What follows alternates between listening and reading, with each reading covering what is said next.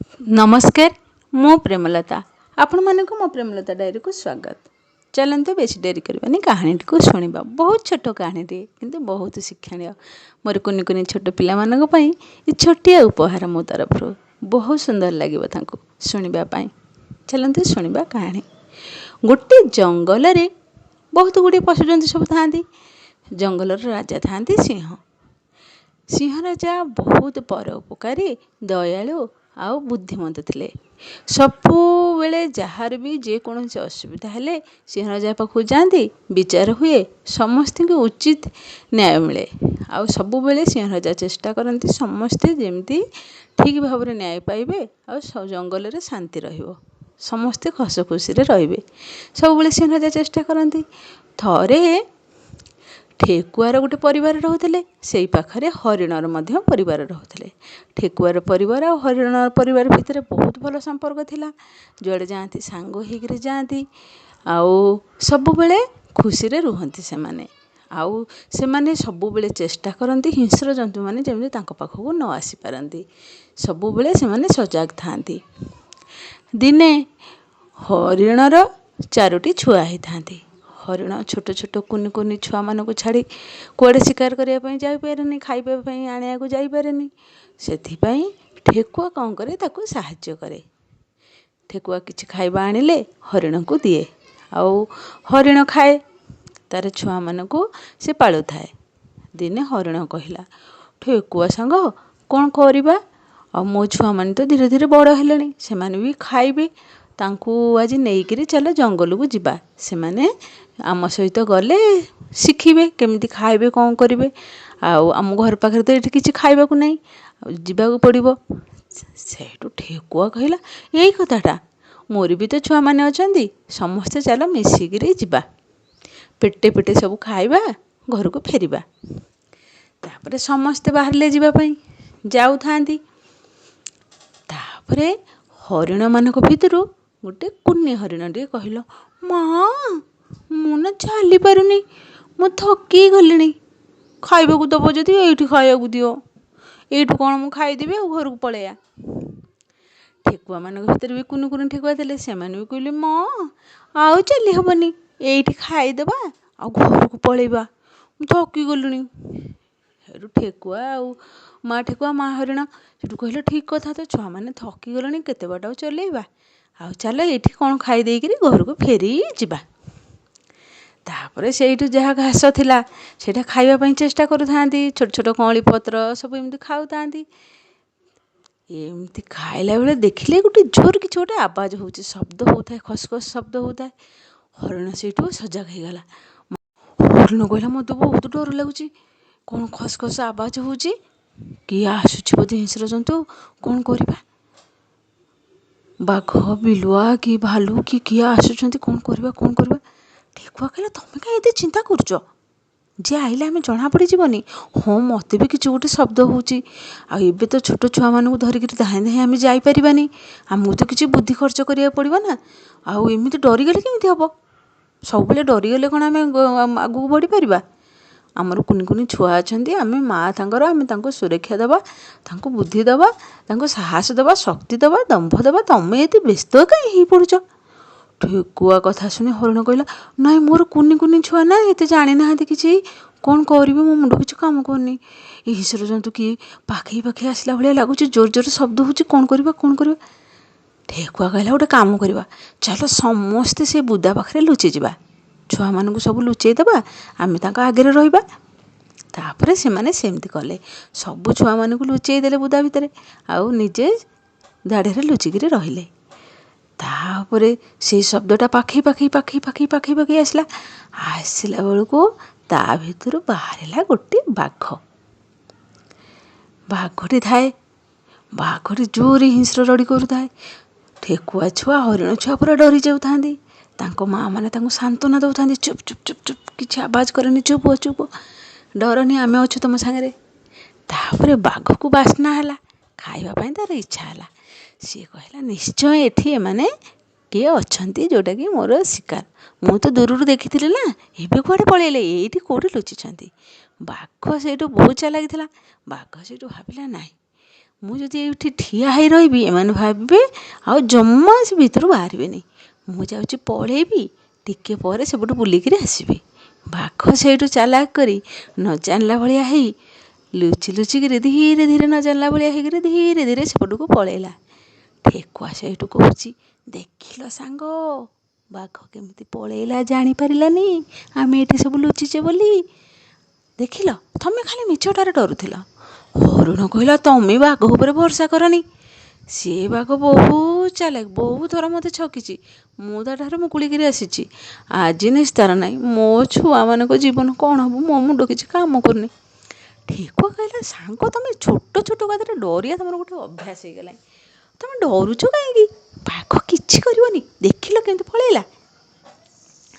ହରିଣ କହିଲା, କେଜାଣି ମୋତେ ସେ ବାଘ ଉପରେ ଭରସା ପାଉନି। ମୋ ଛୁଆମାନେ ସେ ଭିତରେ ଥାଆନ୍ତୁ, ଆଉ କିଛି ସମୟ ପରେ ବାହାରିବା। ଠେକୁଆ କହିଲା, ମୋ ଉପରେ ତମେ ଭରସା ରଖ, ମୁଁ ସବୁ ଠିକ୍ କରିଦେବି। ସିଏ ବାଘ ଆମକୁ ଦେଖିନି, ସିଏ ତାର ପଳେଇଲା। ତମେ ବାହାରିଲ ସବୁ, ଛୁଆମାନେ ଖାଇବେ, ଆମେ ଘରକୁ ଯିବା।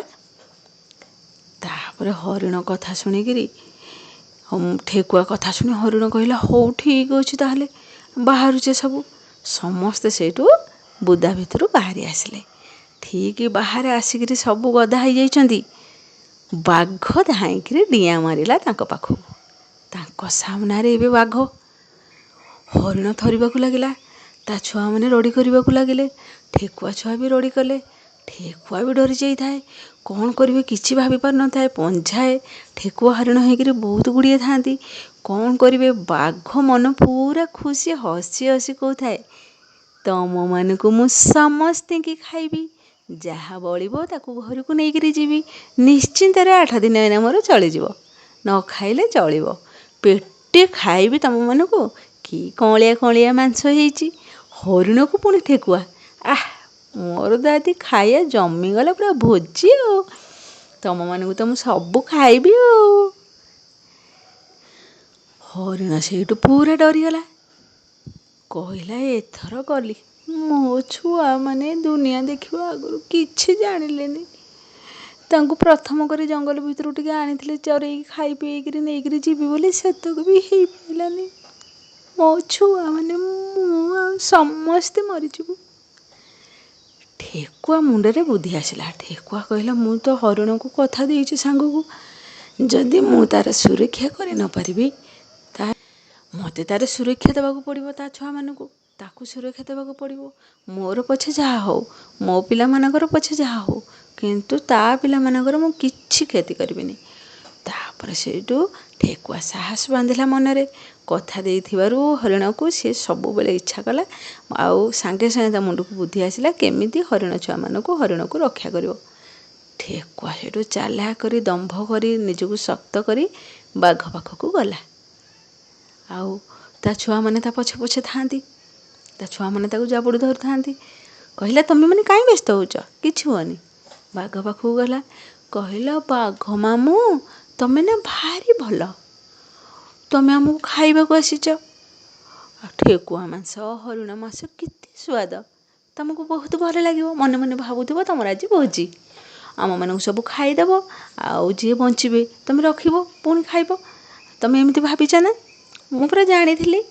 ସେଇଥିପାଇଁ ପରା ତମେ ଆମମାନଙ୍କୁ ସବୁ ଖାଇବ ବୋଲି ଆମେ ଆଜି ସବୁ ଡକାଡକି ହେଇକିରି ଆସିଛୁ। ମୁଁ ଶୁଣିଥିଲି ତମ ଦେହ ବହୁତ ଅସୁସ୍ଥ ଥିଲା। ତମେ ତ ବହୁତ ଦୟାଳୁ, ବହୁତ ଶାନ୍ତ, ବହୁତ ନିରୀହ, ବହୁତ ସରଳ, ବହୁତ ଉଦାରମନା, ଭାରି ପରୋପକାରୀ। ଜଙ୍ଗଲ ସାରା ସମସ୍ତେ ତମକୁ କେତେ ଭଲ ପାଆନ୍ତି। ସମସ୍ତେ ପୁରା କହି ହୁଅନ୍ତି, ଆମେ ଯେଉଁଠି ରହୁ ସେଠି ସବୁ ପକ୍ଷୀମାନେ ଅଛନ୍ତି, ମୟୂର, ଶୁଆ, କାଉ, ପାରା, କେତେ ସବୁ ଚଢ଼େଇମାନେ ଅଛନ୍ତି। ସେମାନେ ସବୁ ଜଙ୍ଗଲ ସାରା ତ ବୁଲୁଛନ୍ତି। ସେମାନେ ପୁରା କୁହାକୁହି ହୁଅନ୍ତି, ବାଘ ମାମୁଁ ନା ଭାରି ଦୟାଳୁ, ସିଂହରାଜା ଠାରୁ ବି ଆହୁରି ଦୟାଳୁ, ପରୋପକାରୀ। ଆଉ କ'ଣ କରିବୁ, ତମେ ଯଦି ଆମକୁ ଖାଇବ, ମୁଁ ପୁରା ସେଇଥିପାଇଁ ମୋ ଛୁଆମାନଙ୍କୁ, ମୋ ସାଙ୍ଗର ଛୁଆମାନଙ୍କୁ, ସାଙ୍ଗକୁ ସମସ୍ତଙ୍କୁ ଧରିକିରି ଆଇଛି। ଆମେ ପୁରା ତମରି ପାଖକୁ ଯାଉଥିଲୁ। ଆଉ ଛୁଆମାନେ ଟିକେ କହିଲେ ବିଶ୍ରାମ କରିବେ, ସେଥିପାଇଁ ବୁଦା ପାଖରେ ବିଶ୍ରାମ କରିଦେଉଥିଲୁ। ଆଉ ତମେ ପାଖକୁ ଆମେ ଯାଉଥିଲୁ। ଆମେ କହିଲୁ, ମୁଁ ତ ଆଗ କହିଲି ଆଉ, ବାଘ ମାମୁଁ ଦେହ ଅସୁସ୍ଥ, କିଛି ଖାଇନଥିବେ, ଆମେ ଗଲେ ସେମାନେ ଆମଠାରୁ ଆମକୁ ନେଇକରି ଗୋଟେ ଗୋଟେ ଖାଇଦେଲେ ତାଙ୍କ ମନଟା ଟିକେ ଭଲ ଲାଗିବ। ବାଘ ମାମୁଁର ଦେହଟା ଟିକେ ଅସୁସ୍ଥ ହେଇଛି, ପାଟିଟା ଅର୍ଚୁ ହେଇଯାଇଥିବ, ସୁଆଦିଆ ମାଂସ ଟିକେ ଖାଇଲେ ଭଲ ଲାଗିବ। ବାଘ ସେଟା ମନେ ମନେ ପୁରା କୁଣ୍ଢେମୋଟ ହେଇଯାଉଥାଏ, ଫୁଲି ଯାଉଥାଏ। ମୋତେ ଜଙ୍ଗଲ ସାରା ଏତେ ସମ୍ମାନ ଦେଉଛନ୍ତି, ଏତେ ଭଲ କହୁଛନ୍ତି, ଏତେ ପରୋପକାରୀ ଭାବୁଛନ୍ତି, ଯାହା ହଉ। ସେଇଠୁ ଠେକୁଆ କହିଲା, ଶୁଣ, ଏ ହରିଣ ସାଙ୍ଗ ଆଉ ତା ଛୁଆମାନେ ଭାରି ନିରୀହ, ସେ କିଛି ଜାଣନ୍ତିନି, ତାଙ୍କୁ ଛାଡ଼ିଦିଅ। ଆଉ ମୋତେ, ମୋ ଛୁଆମାନଙ୍କୁ ତମେ ଖାଇଲ, ତମେ ଆଗ ଖାଅ, ମୋତେ ଖାଅ, ମୋତେ ଆଗ ଖାଇଦିଅ, ତାପରେ ଯଦି ପେଟ ନ ଭରିବ ମୋ ଛୁଆମାନଙ୍କୁ ଖାଇବ। ସେଇଠୁ ଯାଇ କହିଲା, ବାଘ ମାମୁଁ ତମ ପାଦ ଦୁଇଟା ଦେଖେଇଲ, ଗୋଡ଼ ଦୁଇଟା ଦେଖେଇଲ, ମୁଁ ଟିକେ ଜୁହାର କରିଦିଏ। ମୁଁ ତମକୁ ଠାକୁର ଦେବତା ଭଳିଆ ମାନେ, ଆଉ ତମେ ମୋତେ ଆଗ ଖାଇଲ। ମୋର ବହୁତ ଇଚ୍ଛା, ମୁଁ ସବୁବେଳେ ଠାକୁରଙ୍କୁ ଡାକେ ମୋତେ ବାଘ ମାମୁଁ କେମିତି କେଉଁଦିନ ଖାଇଦେବେ। ତମେ ଆଜି ମୋତେ ଖାଇଲ, ମୋର ଆଜି ସେ ସୁଯୋଗ, ସେ ଭାଗ୍ୟ ଆଜି ମୋର ହେଇଛି, ତମେ ମୋତେ ଖାଅ। ମୋତେ ଖାଇ ଏ ପିଲାମାନେ ଆସ, ମୋ ପଛେ ପଛେ ଆସ। ବାଘ ମାମୁଁ ଆମକୁ ଜଣ ଜଣକୁ ଖାଇବେ, ଏକା ସାଙ୍ଗେ ତ ଖାଇପାରିବେନି, ମୋତେ ଆଗ ଖାଇବେ, ତାପରେ ମୋ ବଡ଼ ଛୁଆକୁ ଖାଇବେ, ତାପରେ ତାଠାରୁ ଟିକେ ସାନକୁ ଖାଇବେ, ଏମିତି ଖାଇ ସବା ସାନ ଯାଏ ଯିବେ। ଆଉ ହରିଣକୁ ବି, ହରିଣ ଛୁଆମାନଙ୍କୁ ତମେ ଖାଅନି, ସେମାନେ ଭାରି ନିରୀହ ସରଳ, ତାଙ୍କୁ ଛାଡ଼ିଦିଅ, ଆମକୁ ସବୁ ଖାଇଦେଲେ ତମେ ତ ପୁରା ପେଟ ଟୁମ ହେଇଯିବ। ବାଘ ସେଇଠୁ ଠେକୁଆକୁ ଦେଖୁଥାଏ, ଠେକୁଆ ଛୁଆମାନଙ୍କୁ ଦେଖୁଥାଏ, ତାଙ୍କ ନିରୀହ ଆଖିକି ଦେଖୁଥାଏ, ତାଙ୍କ ଠେକୁଆର କଥାବାର୍ତ୍ତା କେତେ ସୁନ୍ଦର ଭାବରେ ସେ ବାଘକୁ କହୁଥାଏ, ବାଘକୁ ସମ୍ମାନ ଦେଉଥାଏ, ବାଘକୁ ଭକ୍ତି କରୁଥାଏ। ବାଘ ମନ ବଦଳିଗଲା। ବାଘ କହିଲା, ହେ ଏତେ ଭଲ ପ୍ରାଣୀମାନେ ଏମାନେ, ମୁଁ ଆଙ୍କୁ ଖାଇବି ବୋଲି ଇଚ୍ଛା କରୁଥିଲି, ଛେ ମୁଁ କେତେ ଖରାପ। ଏମାନେ ମୋତେ କେତେ ଭକ୍ତି ଦେଉଛନ୍ତି, କେତେ ସମ୍ମାନ କରୁଛନ୍ତି, କେତେ ଭଲ ପାଉଛନ୍ତି। ମୋର ଖୁସି ପାଇଁ ସେ ନିଜ ଜୀବନ ଦେବାକୁ ବି ପଛଉନାହାନ୍ତି। ମୁଁ ତାଙ୍କୁ ଚେଷ୍ଟା କରୁଥିଲି, ଉପାୟ ଚିନ୍ତା କରୁଥିଲି ତାଙ୍କୁ ଖାଇବି ବୋଲି, ଛେ ମୁଁ କେତେ ଖରାପ। ବାଘ ସେଇଠୁ ଠେକୁଆର କଥା ଶୁଣି ବାଘ କହିଲା, ଠେକୁଆ ତୁ କେତେ ଭଲ, ତୁ ମୋତେ କେତେ ସମ୍ମାନ ଦେଉଛୁ, ତୋ ଛୁଆମାନଙ୍କୁ ଆଉ ତୋ ଜୀବନକୁ ବଳି ଦେବାକୁ ବି ପଛଉନୁ। ମୁଁ ଖାଇବିନି ତମମାନଙ୍କୁ, ତମେମାନେ ଯାଅ। ଠେକୁଆ ସେଇଠୁ ଆଶ୍ଚର୍ଯ୍ୟ ହେଇଗଲା, କହିଲା, ନାଇଁ ବାଘ ମାମୁଁ ତମେ ମୋତେ ଖାଇଲ, ମୋତେ ଖାଲି ହେଲେ ଖାଇଦିଅ, ମୋ ଛୁଆମାନଙ୍କୁ ନ ଖାଇଲେ ନାହିଁ। ବାଘ କହିଲା, ନାଇଁ। ବାଘ ଠେକୁଆର ମୁଣ୍ଡକୁ ଆଉଁସି ଦେଲା ଆଉ କହିଲା, ନାଇଁ, ମୁଁ ତତେ ଖାଇବିନି, କି ତୋ ଛୁଆମାନଙ୍କୁ ଖାଇବିନି, କି ହରିଣଙ୍କୁ ଖାଇବିନି, କି ହରିଣ ଛୁଆମାନଙ୍କୁ ଖାଇବିନି। ତମେମାନେ ସବୁ ଯାଅ, ମୋତେ ଏତେ ଭଲ ପାଉଛ, ମୋତେ ମୋ ପାଇଁ ଏତେ ସବୁ ଚିନ୍ତା କରୁଛ, ମୁଁ ତମକୁ ଖାଇକିରି ତମକୁ କଷ୍ଟ ଦେବି? ନା, ମୁଁ ଏତେ ନିଷ୍ଠୁର ନୁହେଁ, ମୋତେ ଏତେ ବଡ଼ ଆସନରେ ତମେ ବସେଇଛ, ମୁଁ ତମକୁ ଖାଇଦେବି? ନା, ମୁଁ ଖାଇବିନି ତମକୁ, ଆଜିଠାରୁ ମୁଁ ତମର ସାଙ୍ଗ। ଆଉ ତମମାନଙ୍କୁ କେହି ବି ଜଙ୍ଗଲରେ ଖାଇପାରିବେନି। ମୁଁ ସବୁବେଳେ ଚେଷ୍ଟା କରିବି, ତମମାନଙ୍କୁ ସବୁବେଳେ ସୁରକ୍ଷା ଦେବି।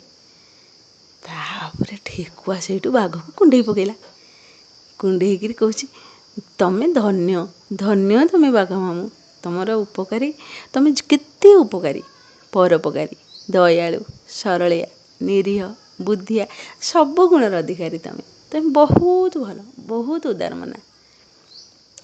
ତାପରେ ବାଘଠାରୁ ବିଦାୟ ନେଇକରି ସେମାନେ ଯାଉଥାନ୍ତି। ହରିଣ ସେଇଠୁ ବାଟରେ ଠେକୁଆକୁ ଅଟକେଇ କହିଲା, ସାଙ୍ଗ ତମେ ଏତେ ବଡ଼ ବିପଦରୁ ଆମକୁ ଉଦ୍ଧାର କରିଦେଲ, ମୋ ଛୁଆ ମୋତେ କଥା ଦେଇଥିଲ ବୋଲି ମୋ ଛୁଆକୁ ମୋତେ ଜୀବନ ଦାନ ଦେଇଦେଲ, ନିଜ ଜୀବନକୁ ବଳି ଦେବାକୁ ପଛେଇଲନି।